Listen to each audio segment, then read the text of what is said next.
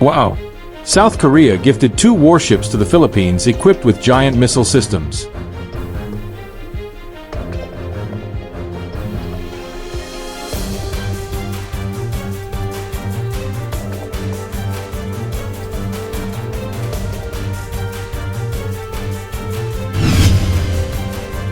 Manila, the Philippines took possession of the first of 2 Corvette-class warships with advanced weapons and radar systems on Tuesday as it faces growing pressure from Beijing in the disputed South China Sea.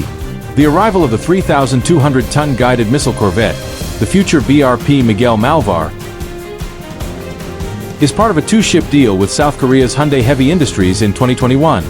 Its sister ship, the BRP Diego Silang, was formally launched in Ulsan, South Korea, last month but is yet to begin the journey to the Philippines. The shipyard also supplied the country's first 2 Jose Rizal-class guided missile frigates in 2018. Corvettes are small, fast warships mainly used to protect other vessels from attack.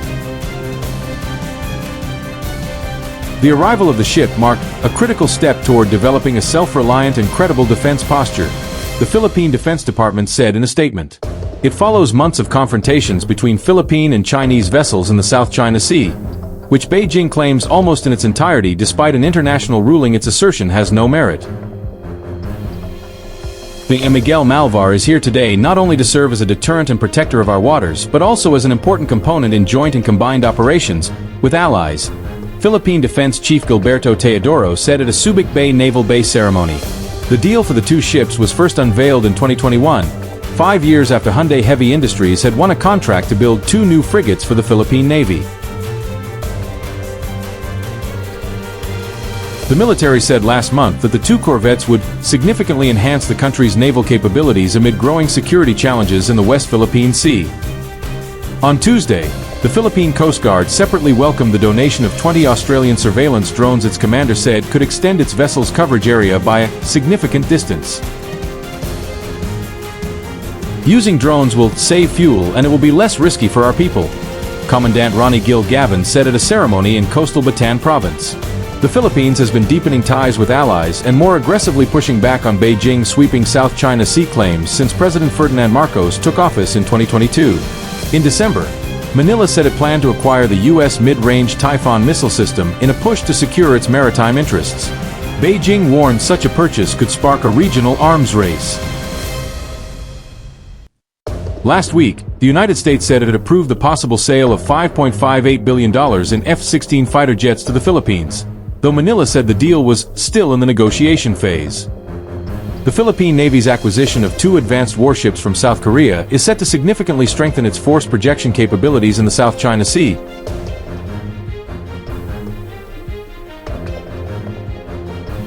But questions remain over whether such large vessels are the best investment for Manila's evolving security needs. The Philippine Navy's chief, Vice Admiral Jose Ma Ambrosio Espeleta, confirmed on Monday the impending arrival of the 3,200-ton BRP Miguel Malvar early next month and the BRP Diego Silang later in the year.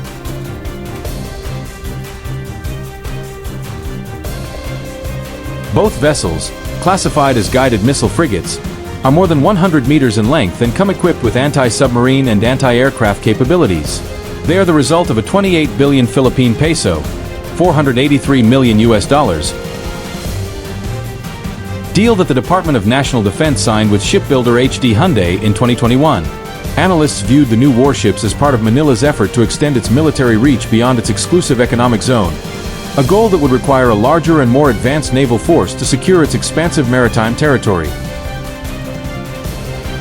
Right now, frigates are the most visible and most versatile means of projecting that force in the South China Sea, while the Philippine Coast Guard remains the frontline agency when responding to Chinese incursions at sea. Former Philippine Navy defense analyst Vincent Kyle Parada told This Week in Asia.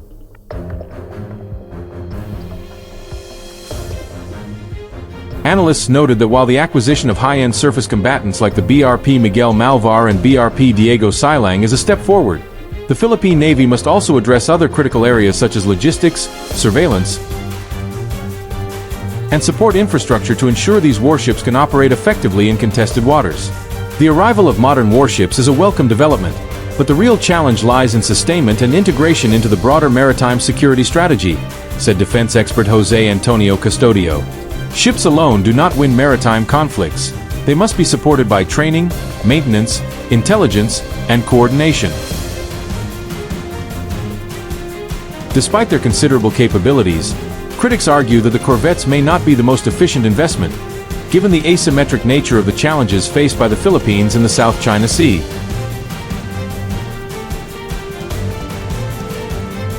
Rather than traditional naval warfare, Manila often contends with non-conventional threats such as maritime militia, gray zone tactics, and harassment by Chinese Coast Guard vessels. Some have suggested that smaller, faster vessels, such as missile-capable fast attack craft, unmanned surface vehicles, USVs, and long-range shore-based missile systems,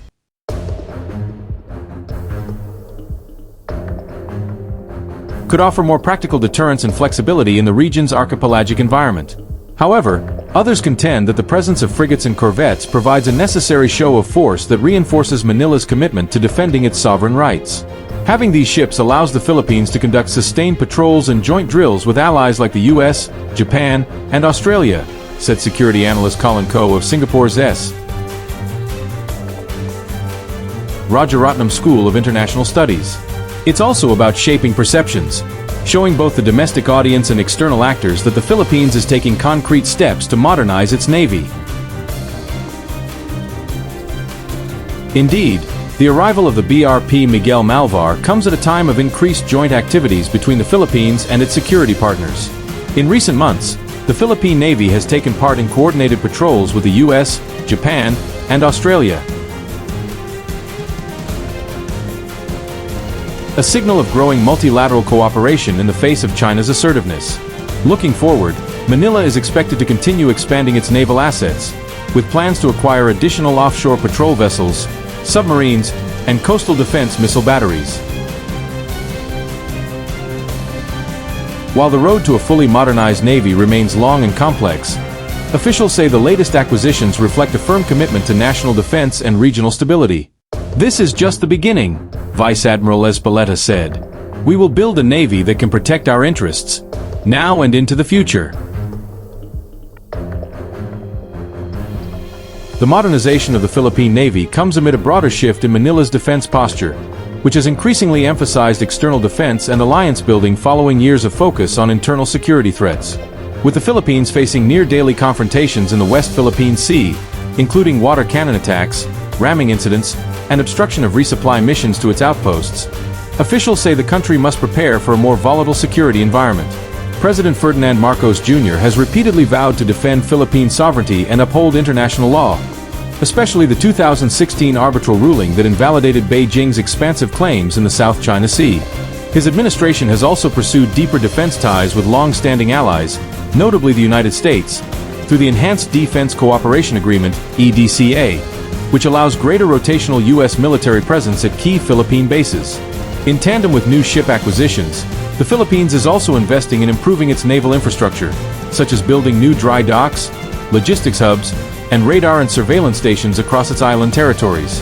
The goal, according to defense officials, is to establish a credible deterrence posture that would allow the country to respond swiftly to any maritime threat or incursion.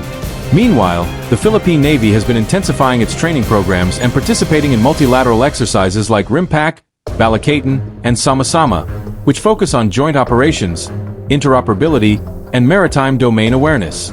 Despite limited resources, the Philippine defense establishment is striving to transition from a historically Army-dominated force to one that can operate effectively across all domains: land, air, sea, and increasingly, cyber.